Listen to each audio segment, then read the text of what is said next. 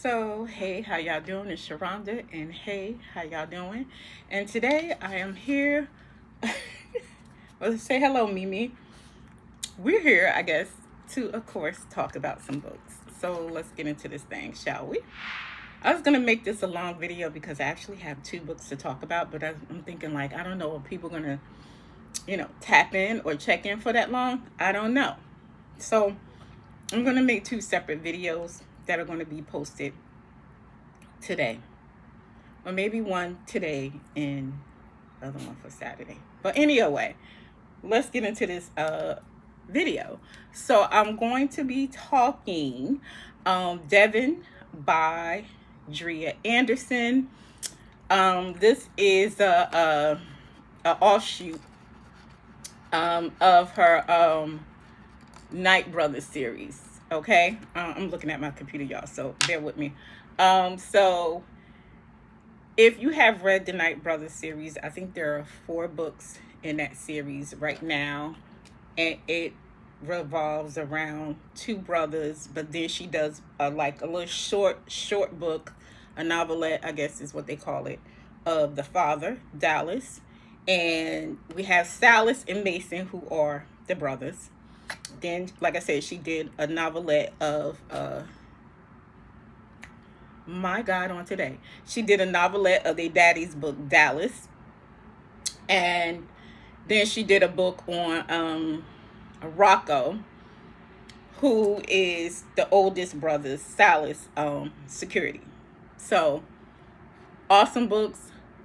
I high key, very, very high key, suggest that you guys check them out. So this is going to be, like I said, an offshoot of that series. Actually, yeah, and I almost forgot Julian. So there's also a book with Julian. He isn't a brother, but he's a brother. No, I'm just kidding. He isn't like, he like Rocco is. They all grew up together. So Rocco's part of the family. Like I say, he's the oldest brother's security. And then you have Julian, who works for Mason. Mason is the youngest brother. But they all grew up together or whatever. So y'all know I had to get them. So this is, she has all, Jesus fucking Christ. She has Silas, Mason, and the daddy Dallas is all in the Night Brothers. Okay. And that is to her rescue is Mason's book. For her safety is Silas's book. And then Dallas, it's just motherfucking Dallas, okay? Because that's daddy. He the baddest motherfucker of them all, okay? And then she did a continuation. So this is a combination of Rocco's and Julian's book, okay? And it's The Nights Continue. So now she's doing this little offshoot series of the Edward brothers. We have Devon, which is the first book, and then we have his brother Declan. You will see both Devon and Declan mentioned in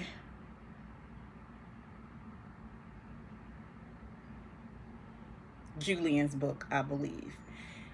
I can't remember offhand if he is, if they are mentioned in the other in the other books, but I know for sure both their asses are mentioned in Julian's book. But child, Devon, come to the table. God damn it. I tell you, every time she writes a damn book in the series, somebody topping the other. Somebody, not like that, but somebody is like getting, coming to the top. Devon is at my top. He at my top. Now, Silas was my dude. Okay? But Devon done stepped on Silas's neck, in my opinion. Okay, he stepped on his neck. But anyway, let's talk about Devon. So Devon is the oldest brother of the Edwards. When we go inside this book, he is just getting out of jail, did a 10-year bid. He was in them straights, you know what I'm saying? He was slanging and banging, okay? And he moved up within the organization. He worked for this dude named Leland or whatever, who was another street dude or whatever. Which all these books tie together because the more we read, we see that Silas Mason Rocco, Julian, Devon, and D-Clan. D-Clan is a little bit young, but that's a tough that I don't know, D-Clan got me like shook. He got me shook. But anyway, so but those dudes, Silas Mason, Rocco and Julian and Devin, they all hung out together. They all grew up together. So they was out there, busting niggas on top of their head, okay? Like bop, bop, bop, bop, bop, bop. So as you read through the series, each of these men are finding their mates. So now we on to Devin, okay? Like I said, Devin has just gotten out of jail. He did a 10-year bid. And he did the bid for one of his friends, his female friends, that he didn't want her to, be locked up and be having a kid because she was pregnant when when they got pulled over, whatever. So he took the weight. He took the weight or whatever. And it also like tied into his past because his mom was, locked up when she had his baby brother. And Devin wasn't trying to see no other woman go through that. So he did the time for Tangy.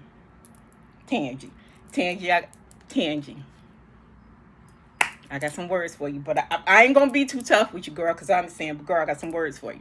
But anyway, so he gets out of jail, and his brother D-Clan picks him up from jail, and he's just getting back and acclimated into things. But Devin does not want to be for the streets anymore. Not like that, you know what I'm saying? But he don't want to be in them streets no more. He is trying to get his life together. So his plan, okay, because Devin was a plug. He was the plug, okay?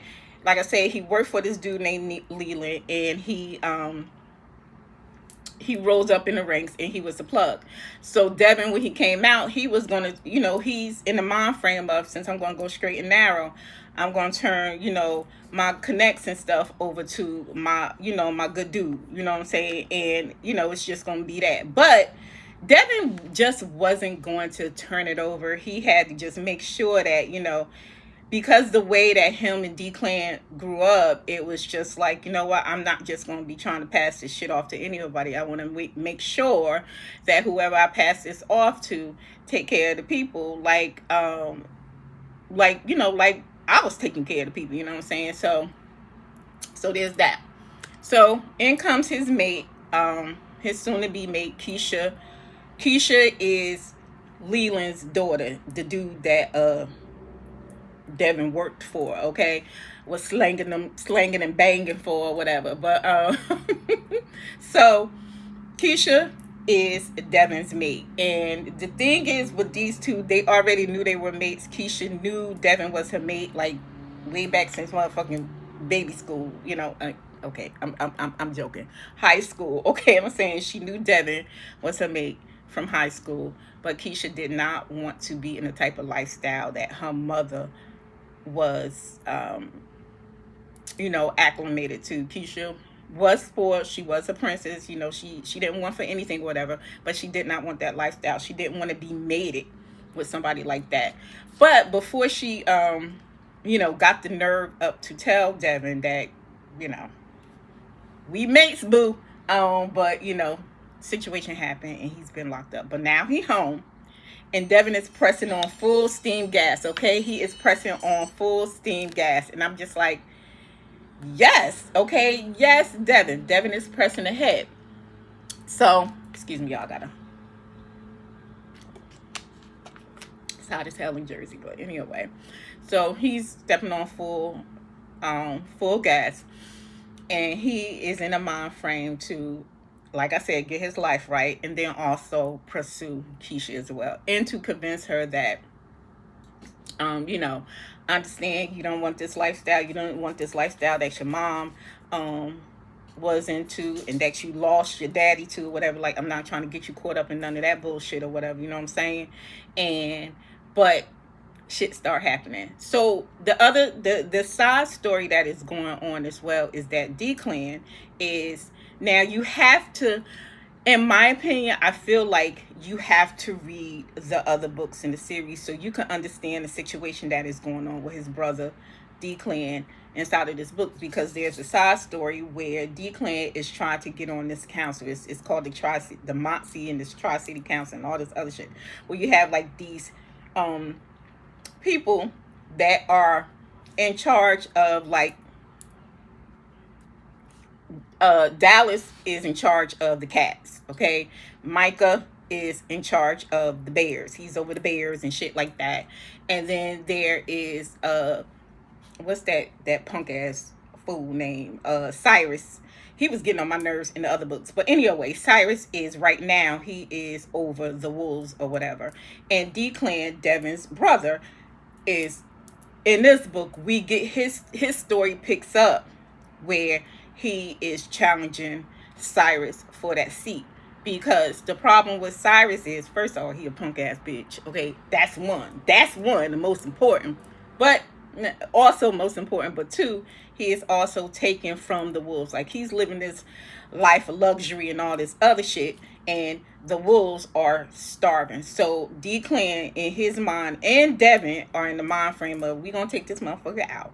We gonna get you in that seat, and we gonna be taking care of our people like how we supposed to be taking care of our people, like how the wolves, and but there's always some power shit going on. So that is pretty much the meat and bones, the gist of your story. But then we have this romance that is developing between between Devon and Keisha, okay?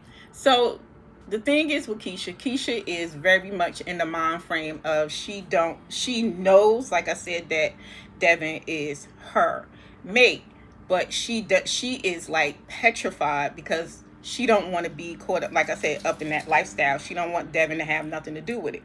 So throughout this book, we're seeing where he is trying to convince her that he's no longer a part of that life. Like, I got my foot out the door, baby. I got my foot out the door. But you know how you be by the pool sitting in the water and you like, you dipping your toes in the water, That's what So he is trying, like I said, in this book, we see where he's trying to convince Keisha that he's no longer part of that lifestyle. But like I said, he wants to keep, he wants out, but he also,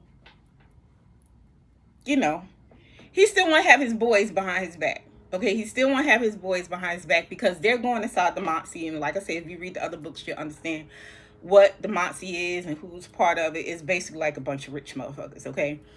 And the thing is, Devon wants that hood shit behind him, because if the shit pop off with the rich people who can be even more devilish, conniving, downright motherfucking sneaky, he want to make sure that his brother is okay. He want to make sure that his brother is protected. So we see a lot of that throughout the book. Now, I love the vibes between Keisha and Devon. I thought they had great vibes together. I loved Devon as, okay?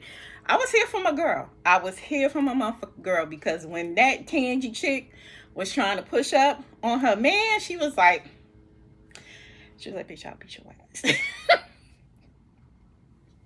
Like, I'm not trying to be, that, but bitch, I beat your ass over this man, okay? So it was like that. So I liked Keisha. I liked her character. And you see Keisha a lot, not a lot, but you see her in Silas's book. You'll probably see her throughout the series because she works for Silas. She's his right hand, his right hand and stuff while he's doing what he's doing for the shifters or whatever. But Devon, I love that Dria. Like, now, if you read her other books, or if you have read her other books, you'll understand that when she does her shifter story, it's very romancy, right? She focuses a lot on the romance and the relationships inside of the book. So you're not getting a whole lot of, how I want to say, you're not getting a whole lot of like, the kind of like the core of like shifter books and stuff like that. You know what I'm saying? You're getting some action and stuff like that, but it's not like at the forefront of the story. What you're getting at the forefront of the story is these two people that are, building this relationship. They're working on this romance and stuff like that. Rather they know they made it, to they're forevers or not. They're working on this shit that is going on between them.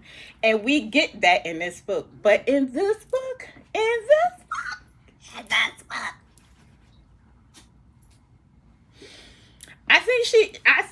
I kind of feel like she she took a turn because we're getting a lot inside of this book, okay? Because Devon is from the streets. You know what I'm saying? He's from the streets, and he still moves like he in them streets. You know what I'm saying? Because a lot of things are happening to him um, throughout this book. In part, it has to do with D-Clan going for this council seat or whatever. But it's also sneaky motherfuckers that you always gotta watch your back when you in them streets, or when you rising up and people get jealous and they want what you got. This is what Devon is dealing with, and Devon is trying to convince Keisha, like, I'm not doing that no more. But these motherfuckers are after me, so I gotta be me. I gotta be me. You know what I'm saying? And even D-Clan was like telling him, like, because he hasn't seen D-Clan since he was like a teenager or whatever, when he first got locked up. And their relationship, I'm gonna get to that in a minute, because I love the male relationship she had inside this book. That was the biggest thing for me inside this book.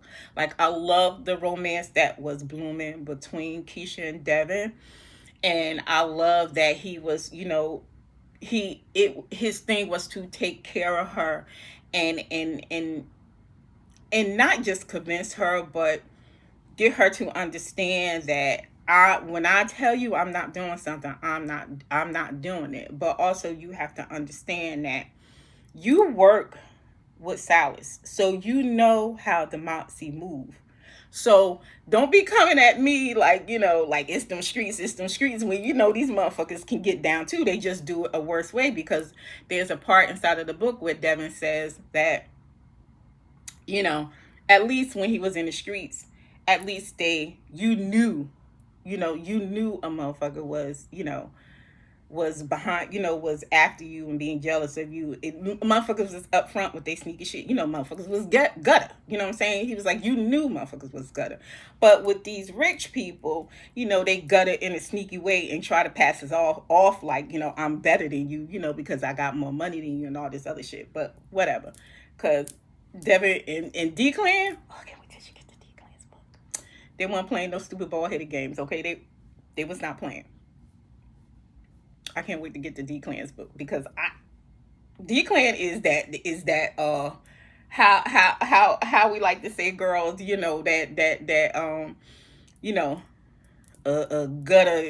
a gutter Negro in a suit. Like, he got down, and you see, okay, so this is where I'm gonna go off talking about the male relationships inside of this book. First, the relationship between Devon and D-Clan, even though they had not seen each other in 10 years.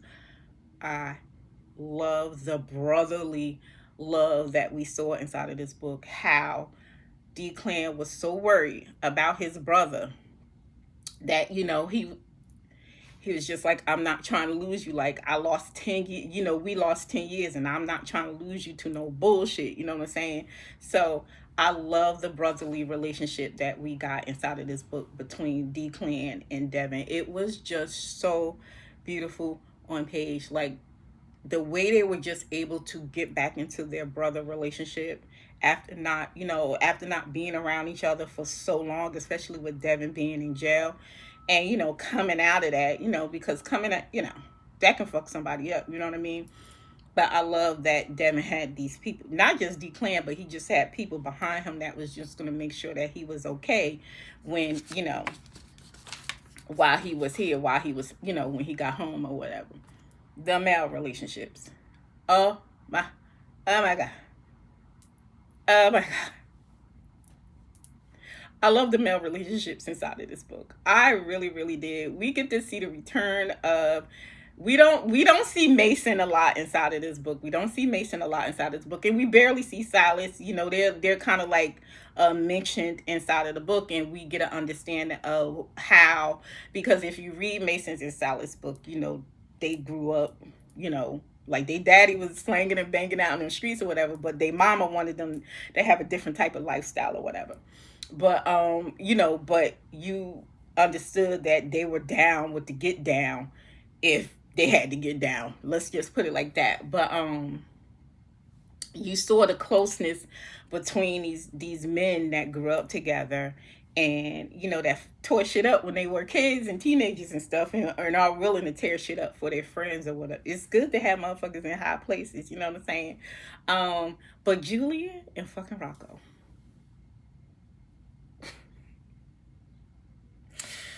Lord, I have seen what you have done for others. Share it with me, okay? Because what is going on, y'all? Rocco and Julian was like, yeah, we made it, and you know, but we still down with that bullshit. Like we gonna be out in these streets if we need to be out in the streets. Now Mason and Silas, mainly Silas, have to move, a little bit different. But us, oh no, oh no, no, no, no, no. I love that. But the male relationships in here were just so freaking. It was so freaking beautiful. I loved how they like joked with each other, like treated each other like brothers. And even though